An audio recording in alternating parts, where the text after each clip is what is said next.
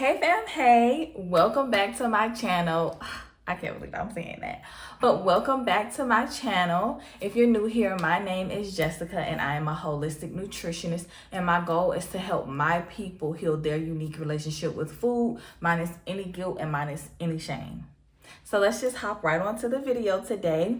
Today we're going to be on the second episode of my Atomic Habits versus Nutrition series, where I'm breaking down the different ways that you can get or reach your nutrition goal. And I am using the laws of the Atomic Habits from the book James Clear to help my people understand a real rational way, a plan, a path to get to their nutrition goal.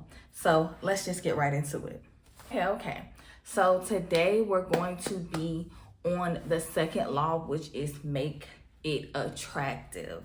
So that's what I'll be talking about today. But first, let's do a little recap, honey, if you're new here. So the last law was make it obvious, and that's where we did a couple different strategies, and we started with point and call, which was making the unconscious conscious and bringing out your everyday habits and making you aware of them, so that you can know and pinpoint which ones you wanted to change. You can do that by the scorecard, or you can do that by actually journaling your habits, which is my preferred method.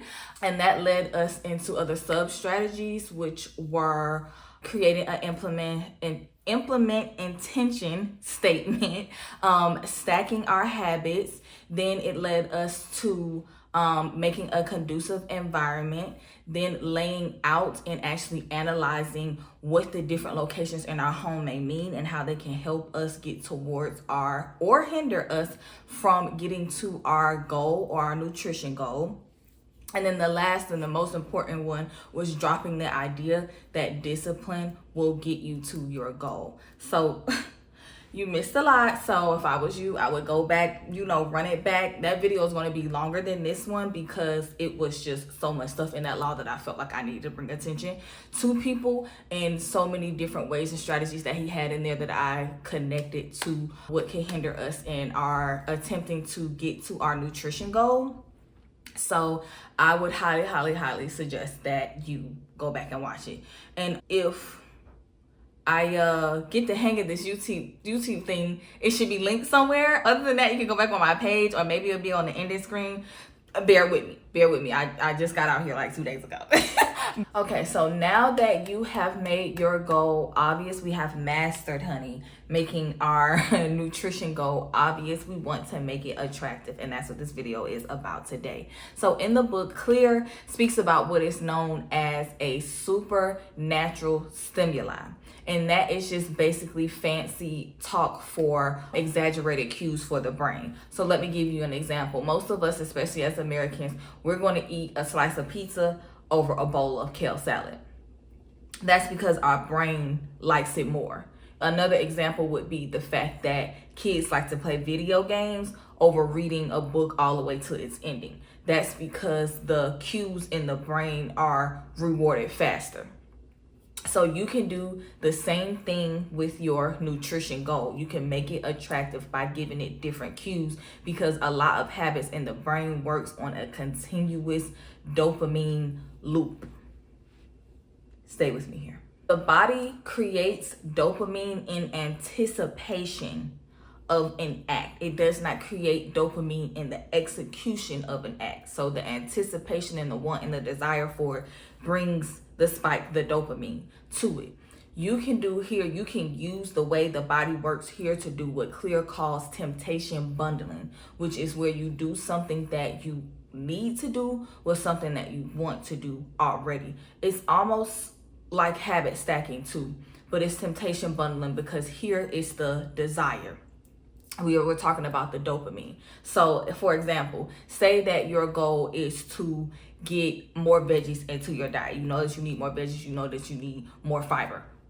This is just for example. Instead of trying to increase the amount of veggies that you eat with every one of your regular meals, or always going shopping for more veggies that may spoil anyway because you're not eating them, you can do things in your everyday life to feel like your brain is being rewarded for having this habit. So for instance, if you're going out to restaurants and you go and sit down out to eat, replace a menu item with a veggie. Or if the menu item or the meal that you chose already has vegetables, you can try to add more. You can get a double portion of it, and that way you're bundling something that you really wanted to do, which is something that a lot of us enjoy, eating out, with something that you need to do. So that's the temptation bundle, because you know in today's times we was gonna eat out anyway. We was gonna do that anyway.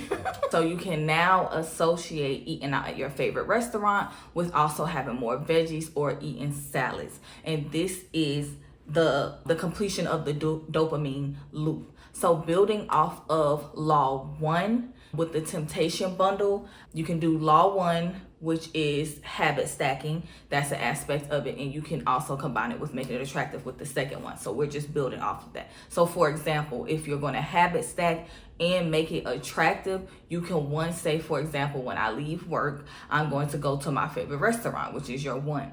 And 2, when I go to my favorite restaurant, I'm now going to sub out a menu item with salad or vegetables. So you have habit stacked and you have made it attractive. Another example could be when you build off of law 1 and combine it with law 2, you could say that, hey, for some people who have allergies, some people don't know until adulthood that they have gluten allergies, or they have some kind of normal allergy that they feel like they've been ingesting all of their life. But say, for example, yours is gluten.